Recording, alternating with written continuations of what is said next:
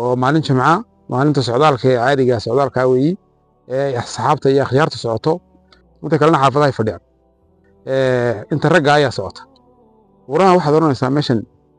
malaha shir bay ku lahaayeen maad oranaysaa marka waa waqti ay salaadii maqrib ay ku dhowdahay buuro badan ayaan markaas soo dul maray waxaan ka soo kornay doox la yiraahdo nadhi markaas inta nadhi lagu darin Bugaracadku waxa weeyaan waa buuraha socdaalka ugu qaalisan weeyaan markaas hay joogeeguna markaas uu hayga yahay marka waxaan ku guubinayaa inuu socodku yahay wax aad iyo aad u qaaliya bismillahir rahmaanir rahiim allahumma salli ala muhammad wa ala alihi wa sahbihi wa sallam bishii December waa 19 bishii December 2025 waxaan dul joognaa buurta magaciga la yiraahdo Bugaracadku waxa weeyaan waa buuraha socdaalka ugu qaalisan weeyaan markaas hay joogeeguna markaas uu hayga yahay waxaan ka soo kornay doox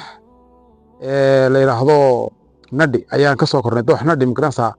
inta nadhi lagu darin dooxa markaas nadhi taga ee dooxa nadhi ku daraya inta uu darin markaas ayaa ka soo kornay buuro badan ayaan markaas soo dul maray waraha waxaad oranaysaa meeshan malaha shir bay ku lahaayeen maad oranaysaa markaad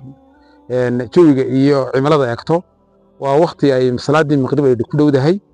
oo maalin jimca maalinta socdaalka ee caadiga socdaalka weeyi saxaabta iyo akhyaarta socoto inta ragga ayaa socota inta kalena xaafadaha fadhiyaan